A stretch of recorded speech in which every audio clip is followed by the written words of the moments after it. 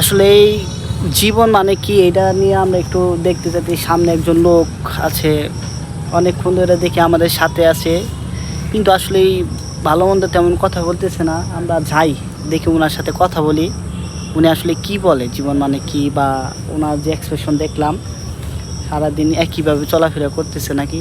যাই, আমি একটু জিজ্ঞেস করি আসলে কেমন কি। আসসালামু আলাইকুম ভাই। ওয়ালাইকুম আসসালাম। কেমন আছেন আপনি? ভালো।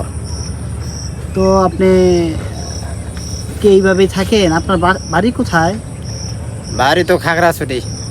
খাগড়াছড়ি। আপনি এখানে কিভাবে আসলেন? হাইটে হাইটে আইছি। হাইটে হাইটে আসছেন এত দূর? তো কি আপনি কি আসলে এইভাবে জীবনযাপন করেন, নাকি আপনি আপনার জীবনের লক্ষ্য কি এইভাবে চলাফেরা করতেছেন আসলে? আমার জীবনের লক্ষ্য খেতা আর বালিশ, তাছাড়া কোনো ব্যবস্থা নাই? আপনি কি এইভাবে চলাফেরা করেন? ওই যে স্কুলের মাঠে যায় হইয়া পড়ি। ওইখানে শুয়ে থাকেন?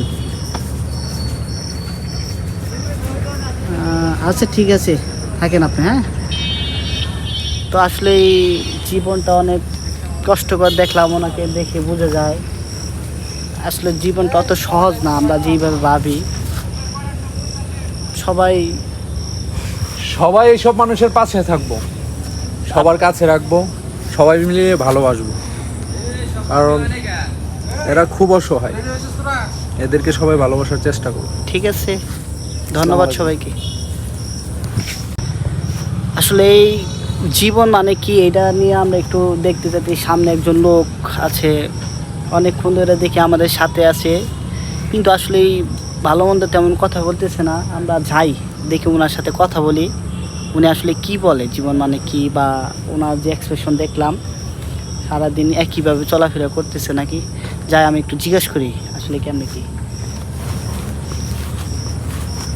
আসসালামু আলাইকুম ভাই। ওয়ালাইকুম আসসালাম।